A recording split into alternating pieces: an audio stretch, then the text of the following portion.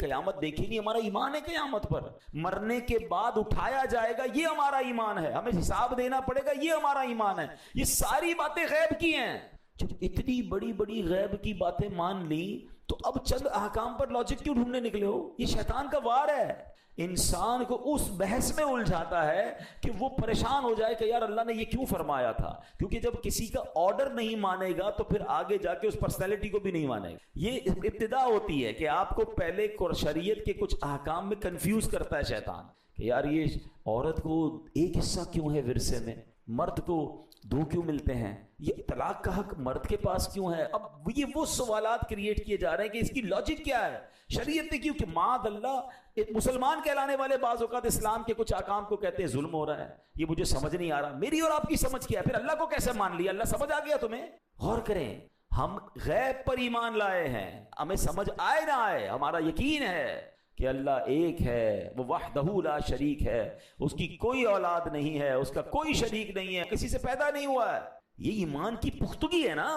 جب اتنا کچھ مان لیا تو اب شریعت کے احکام میں یہ کوشچن کرنا، کنڈیشنز لگانا، یہ کفار کا طریقہ، اور پھر اس میں لہجہ بھی گستاخانہ، وہ اور بات جو ہے وہ خطرناک ہو جاتی ہے. اے میرے پیارے اسلام بھائی، اب میں کچھ واقعات آپ کو بتاتا ہوں. دیکھیں، ہم سے زیادہ عقل مند صحابہ کرام تھے، ہم سے زیادہ الحمدللہ ویژنری وہ تھے، کیونکہ صحبت کس کی ملی تھی؟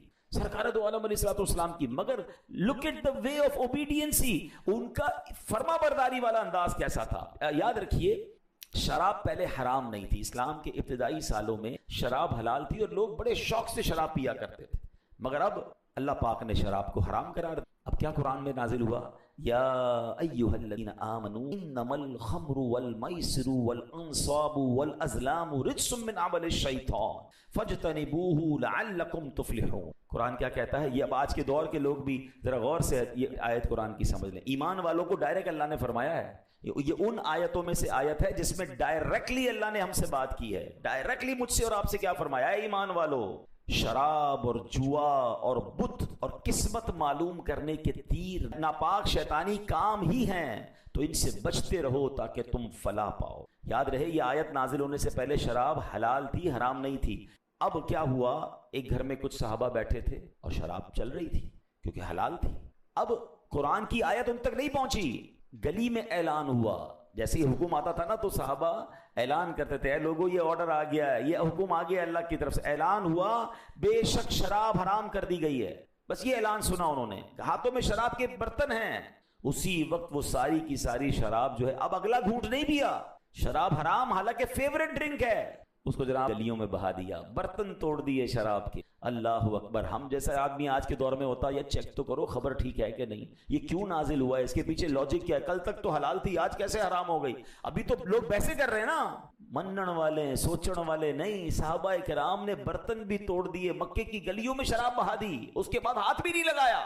یہ وہ فرما برداری تھی کہ نبی پاک کے پاس جائیں گے، اس کی لاجک پوچھیں گے، اس کا سوال پوچھیں گے، اللہ نے کیوں حرام قرار دیا. نہیں، جب پتہ چل گیا رب نے منع فرما دیا ہے، رائٹ اوے ڈیسیشن لی. اچھا مجھے بتاؤ، یہ منع تو ہمارے لیے بھی ہے نا، مگر آج حالانکہ ان کے لیے پہلے حلال تھا پھر حرام ہوا، ان کے لیے مشکل تھا یہ کام کرنا. ہم تو جب سے پیدا ہوئے پتا ہے، جب سے ہوش سنبھالا شراب حرام ہے، ہم کیوں پڑ گئے شراب میں؟ کیا آج ہم نہیں سنتے کہ مسلمان نوجوان بچے بچیاں اور کئی لوگ ہیں جو شراب پیتے ہیں؟ مرنا نہیں ہے، اللہ کو جواب نہیں دینا. کیا یہ حکم صرف صحابہ کے لیے تھا؟ جوئے میں کس طرح ہماری قوم غرق ہو گئی ہے. اب تو موبائل اپلیکیشن پر سنا ہے، باپ بیٹا ساتھ بیٹھے ہو، باپ کو پتہ ہی نہیں چلتا بیٹا جوا کھیل رہا ہے، موبائل میں لگا ہوا، ہم سمجھ رہے ہیں میسج کر رہا ہے، وہ تو کسی اپلیکیشن پہ پیسے لگا بیٹھا. اس قدر جوا عام ہو گیا. حالانکہ قرآن کہتا ہے، کیا فرمایا کہ یہ شیطانی کام ہے، برباد کر دیں گے ہمیں. تو صحابہ کرام نے لاجک نہیں پوچھی، رائٹ اوے ڈیسیشن. اور یہ ایک بار نہیں ہوا، کتنا مشہور ہوا کیا ہے تحویل قبلہ کا. اللہ آپ کو اور مجھے بار بار مدینے کی حاضری عطا فرمائے. مسجد قبلتین جائیں گے نا، آپ جو گئے ان کو پتہ ہے وائے مسجد قبلتین، کہ وہاں پر قبلے کی تبدیلی ہوئی تھی، 2 قبلوں والی مسجد. ٹھیک ہے، اب ماجرا کیا تھا کہ میرے آقا علیہ الصلوۃ والسلام جب مکے سے مدینے پہنچے تھے تو مدینے کے لوگ جو ہے وہ اس وقت مسلمان بیت المقدس کی طرف رک کر کے نماز پڑھتے تھے. تو مدینے کے جو کفار تھے وہ ٹونٹ کرتے تھے، تانا دیتے تھے نبی پاک کو کہ آپ دین تو اپنا لائیں، قبلہ تو ہمارا یوز کر رہے ہیں. تو اب نبی پاک کا دل چاہتا تھا کہ مسلمانوں کا قبلہ جو ہے وہ کعبہ ہو جائے. اب پیارے آقا بار بار آسمان کی طرف نظر اٹھا رہے ہیں، کاش اچھا اللہ کا حکم آ جائے۔ نبی پاک اللہ کے حکم کے کیسی فرما برداری کر رہے ہیں، دل چاہ رہا ہے کہ کعبے کی طرف سجدہ کریں، مگر رب کا حکم آئے گا پھر۔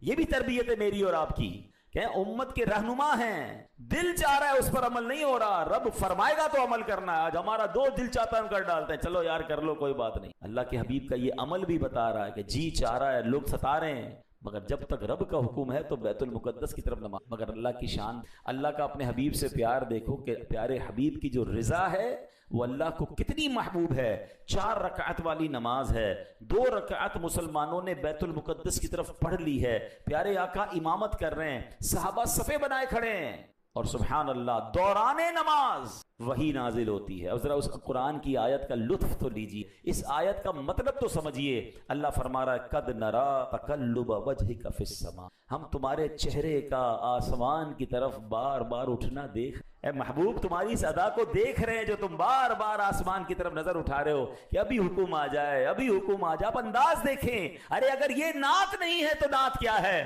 کہ قرآن میں رب اپنے حبیب کی شان کیسے بیان فرما رہا ہے۔ قد نرا تقلب وجہک فی السماء، ہم تمہارے چہرے کا آسمان کی طرف بار بار اٹھنا دیکھ رہے ہیں۔ فلنولینک قبلۃ ترضاها، تو ہم ضرور تمہیں اس قبلے کی طرف پھیر دیں گے جس میں تمہاری خوشی۔ یہاں علماء نے ایک اور بحث کی ہے، فَلَنُوَلِّيَنَّكَ قِبْلَةً تَرْضَاهَا، اللہ نے یہ نہیں فرمایا کہ اے محبوب پھیر دو قبلے کی طرف جہاں میری رضا ہے، اے محبوب ہم ادھر پھیریں گے جس میں تمہاری رضا ہے۔ جبھی تو اعلیٰ حضرت لکھتے ہیں کہ خدا کی رضا چاہتے ہیں دو عالم، خدا چاہتا ہے رضائے محمد صلی اللہ علیہ وسلم۔ آج ساری دنیا جو قبلے کی طرف رخ کر کے نماز پڑھتی ہے نا، منہ میرا کعبے کی طرف، یاد کرنا یہ منہ کعبے کی طرف ہوا اس لیے ہے کہ اس میں نبی پاک کی رضا تھی۔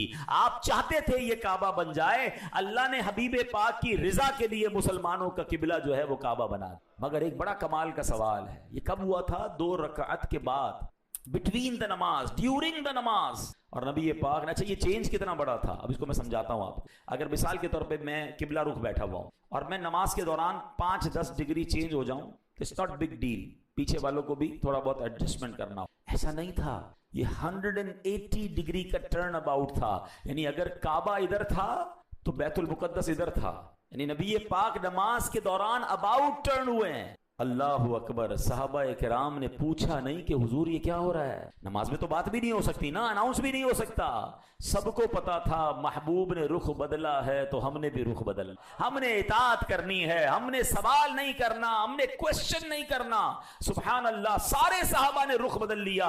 نبی پاک نے آگے آ کر پھر 2 رکعت امامت جو ہے وہ کعبے کی طرف کی، مسجد قبلتین آج بھی وہ کہانی سنا رہی ہے۔ جائیے مدینہ منورہ میں، ایک محراب ادھر ہے، دوسری محراب اس کے بالکل اپوزٹ ہے، اور بتایا جاتا ہے کہ ادھر نماز ہو رہی تھی اور دوران نماز یہ اباؤٹ ٹرن ہوا۔ اب بڑا لاجیکلی کوسچن ہے، مجھے آج مسجد میں عصر کی نماز کا وقت بدلنا ہو، اعلان کرنا پڑتا ہے کہ جناب اب عصر کی نماز 15 منٹ کے بعد ہوگی، بغیر اناؤنسمنٹ کیے کوئی جماعت کا وقت بدل دے، نمازی ناراض ہو جاتے ہیں کہ جناب یہ کیا بات ہوئی، آپ کو پہلے بتانا چاہیے تھا، ہماری جماعت چلی گئی ہے۔ ایک جماعت کا وقت بدلنے کے لیے آپ کو اعلان کرنا پڑتا ہے۔ سوال لاجیکلی یہ ہے، قبلے کا رخ بدلنا تھا، ارے بھائی ظہر سے پہلے اعلان ہو جاتا، ظہر کے بعد اعلان ہو جاتا، عصر کی نماز میں قبلہ چینج ہوتا، یہ دوران نماز قبلہ کیوں چینج ہوا؟ کوئی اعلان نہیں، کوئی اناؤنسمنٹ نہیں، صرف نبی پاک کو معلوم ہے کہ قبلہ بدلا ہے، صحابہ پر تو وہی نہیں آئی تھی، اللہ کے حبیب نے رخ بدلا ہے، یہ رہتی دنیا کو میسج دینا تھا کہ میرے نبی کے صحابہ فرما برداری کیسے کرتے ہیں، فالو کیسے کرتے ہیں، سرکار کی بات کو کیسے مانتے ہیں، اسلام کے حکم پر چوں چرا نہیں، لاجک تلاش نہیں کرتے، وہ لبیک کہہ کر اس پر عمل کرتے ہیں، وہ ایکسپٹ کرتے ہیں۔ اب سوال ہم سب سے ہے، وہی قرآن کی بات جو ہم نے شروع میں سیکھی تھی کہ جب شریعت کا حکم آ جائے، اللہ رسول کی بات آ جائے تو وہاں لاجکس، وہاں کوسچن، وہاں آرگیومنٹ نہیں ہوتے، وہاں بات کو ماننا ہوتا ہے، ایکسپٹ کرنا ہوتا ہے۔ سبحان اللہ، صحابہ کی وہ فرما برداری ہمیں بتا رہی ہے، ارے وہ قبلہ چینج ہونے پر سوال نہیں کر رہے، اور آج کا مسلمان اسلامی احکام پر کوسچن اور آرگیومنٹ، یہ سیکھیے صحابہ کا فرما برداری کس کو کہتے ہیں۔ اور یہ 1-2 بار نہیں، میں نے 2 واقعات سنا دیے نا، آؤ اب ایک تیسرا واقعہ سنیے گا۔ صلح حدیبیہ، 6 ہجری میں صلح حدیبیہ ہوتا ہے۔ اب یہ صلح حدیبیہ بھی بڑا یونیک معاملہ تھا، یہ تو صحابہ کرام کے ایک ایسا امتحان تھا، یہ 6 ہجری میں ہوا تھا۔ مکے سے مدینے صحابہ جا چکے تھے اور ان میں اکثر وہ تھے جو مکے میں رہنے والے تھے. خود نبی پاک کی 53 ایئرز کی لائف جو ہے وہ مکے میں گزری ہے. آپ سوچو ہم ایک بار کعبہ دیکھ لیں ہر سال جانے کو جی چاہتا ہے, سال میں کئی بار جانے کو جی چاہتا ہے, ایسا لگتا ہے مکے مدینے میں دل وہیں چھوڑ آئے ہیں. وہ شاعر لکھتے ہیں نا, ہم مدینے سے اللہ کیوں آ گئے, قلب حیران کی تسکین وہیں رہ گئی, دل وہیں رہ گیا, جاں وہیں رہ گئی, خم اسی در پہ اپنی جبیں رہ گئی. وہ خود آ جاتا ہے مگر دل مکے مدینے میں چھوڑ آتا ہے, جس کا دل زندہ ہوتا ہے. کچھ لوگ بدقسمتی سے ایسے ہوتے ہیں کہ مکے مدینے جا کر وہاں سے بھاگنے کی باتیں کر رہے ہوتے ہیں, آ کر کہتے ہیں اب نہیں جاؤں گا بھائی بہت رش ہوتا ہے. معاذ اللہ, ان کو وہاں جانے میں تکلیف محسوس ہو رہی ہوتی ہے. ان بد نصیبوں کو اپنے دل کا علاج کروانا چاہیے, ورنہ خدا کی قسم مکہ مدینہ تو وہ جگہ ہے کہ بندہ جتنی بار جائے جی بھرتا نہیں, بلکہ وہیں رہنے کو وہیں مرنے کو جی چاہتا. اس سے اچھی جگہ کون سی ہے؟ لیکن اب جنہوں نے زندگی مکے میں گزاری ان کو مکے سے نکال دیا گیا, بڑی تکلیف کے ساتھ مدینے گئے تھے. 1400 صحابہ عمرہ کرنے آئے مگر عمرہ نہیں کیا. حدیبیہ مکے کے قریب ہے, ان کو انٹرسیپٹ کیا گیا, بڑی شرائط طے ہوئی, بڑی کوشش ہوئی کہ بھئی احرام بھی پہن لیا ہے اب تو مکے جانے دیا جائے, مگر نہیں جانے. نبی پاک نے بھی احرام اتارا, صحابہ نے بھی احرام, جو بھی قربانی وغیرہ کرنی تھی, یہ واپس گئے. بڑا عجیب واقعہ ہے, مگر یہ اللہ کی شان ہے کہ اس کے بعد مسلمانوں کو کیسے فتح نصیب ہوئی. مگر اس میں ایک اور واقعہ بھی ہوا تھا جو شاید بہت سارے لوگوں کو نہیں پتا. صحابہ میں سے بہت بڑی تعداد صحابہ کی وہ تھی جن کو شکار کی عادت تھی. وہ روز شکار کرتے تھے, ظاہر شکار کر کے کھانا کھاتے تھے, اپنے روزمرہ کے معاملات دیکھتے تھے. احرام کی حالت میں شکار منع ہے, آپ شکار نہیں کر سکتے. اچھا احرام پہنا ہے, وہ عمرہ بھی نہیں کرنے دے رہے کہ عمرہ ہو جائے تو احرام اتر جائے. اب نیگوشیشن چل رہی ہیں, مذاکرات چل رہے ہیں, کئی دن گزر رہے ہیں. صحابہ حدیبیہ میں احرام کی حالت میں ہیں اور اللہ کی شان دیکھیں کہ جانور جو ہے وہ ان کے قریب کر دیے گئے. ٹیسٹ کیسے لیا گیا؟ پرندے سر پر منڈلا رہے ہیں, جو بھی شکار کے جانور وہ خیموں کے قریب آ کے کھڑے ہو گئے, بلکہ یہاں تک کتابوں میں کہ خیموں میں بھی داخل ہو گئے. صحابہ کہتے ہیں اس دن بغیر ہتھیار کے شکار کرنا پاسبل تھا, ہاتھ سے پکڑ سکتے تھے. یوں جانور ہمارے پاس گھوم رہے ہیں, یوں پرندے قریب آ رہے ہیں. یہ کیا تھا؟ یہ امتحان تھا, یہ ٹیسٹ تھا. اللہ کا حکم تھا کہ شکار نہیں کرنا اور شکار قریب کر دیا گیا. مگر ان صحابہ نے اطاعت کا وہ عظیم مظاہرہ کیا کہ اے میرے پیارے اسلامی بھائیوں, کسی نے بھی شکار کی طرف ہاتھ بھی نہیں اٹھایا, ہاتھ تو اٹھانا دور کی بات, نظر بھر کر نہیں دیکھا, کیونکہ اطاعت یہ تھی, اللہ رسول کا فرمان یہ تھا. اچھا یہ میں بڑی گہری بات کرنے جا رہا ہوں, اور کچھ لوگ اس کو ایکسپٹ کریں گے کہ جب آپ شریعت پر عمل کرتے ہیں نا تو حرام قریب آتا ہے, آپ کا ٹیسٹ لیا جاتا ہے. ہاں کوئی بندہ کہے میں نے بدکاری نہیں کرنی ہے تو اسے معاذ اللہ بعض اوقات بے حیا عورتیں اپروچ کرتی ہیں, اس کو موقع مل رہا ہوتا ہے حرام کام کرنے کا. اب اس کا یہ ٹیسٹ ہے کہ تمہیں حرام سے بچنا ہے اور حرام تمہارے سامنے. کوئی نیت کر لے نا, یہ سرکاری افسر بیٹھے ہوں گے یا کوئی ادارے کے لوگ بیٹھے ہوں گے کہ بھائی میں نے آج سے رشوت کا کام نہیں کرنا, میں نے آج سے حرام نہیں کرنا. اب حرام بڑھ بڑھ کر اس کے سامنے آئے گا, آفرز آئیں گی اس کو. یہ ٹیسٹ ہے آپ کا, ہاں یہ آپ کا امتحان لیا جا رہا ہے کہ آپ نے نیت کر لی ہے میں نے گناہ نہیں کرنا, آپ نے نیت کر لی میں نے حرام نہیں کرنا, مگر حرام بڑھ کر وہ پرندے آپ کے سر پر گھوم رہے ہوں گے. تو صلح حدیبیہ کو یاد کر لینا کہ اللہ میں اس امتحان میں ثابت قدم رہوں گا. یہی تو ٹیسٹ ہے نا. کسی کو گناہ کا موقع ہی نہ ملا اور وہ کہے میں نے گناہ کیا ہی نہیں. کمال یہ ہے کہ جس پر گناہ کے موقع آئے اور اس نے اپنے آپ کو بچایا. ہاں یہ ضرور علماء کہتے ہیں کہ ایسی جگہ جانا ہی نہیں چاہیے, ایسے شہر میں, ایسے ملک میں, ایسی سوسائٹی میں اپنے آپ کو نہیں رکھنا چاہیے کہ جہاں ہر طرف گناہ پھیلے, کیونکہ ہم کمزور لوگ ہیں, ہم بہ سکتے ہیں شیطان کے واروں میں. لیکن اگر کسی پر گناہ کرنا آسان کر دیا جائے اور پھر بھی وہ گناہ سے بچے تو سبحان اللہ, یہ ہے وہ اطاعت کا اعلیٰ درجہ. کہ بعض اوقات کاروبار میں بڑا نفع نظر آتا ہے, بڑی ڈیل نظر آتی ہے, لوگ کہتے ہیں تھوڑا ہی تو جھوٹ بولنا ہے, تھوڑی تو جناب ڈنڈی مارنی ہے, تھوڑی تو ملاوٹ کرنی ہے, بعد میں توبہ کر لیں گے, بہت پیسے مل جائیں گے. منزل یہی کٹھن ہے قوموں کی, یہی وہ فیصلہ کرنا ہے کہ نہیں میں اللہ کا بندہ ہوں, میں شیطان کو فالو کر لیں. صحابہ کرام کے سامنے شکار موجود تھا مگر ہاتھ بھی نہیں لگایا کیونکہ اللہ رسول نے.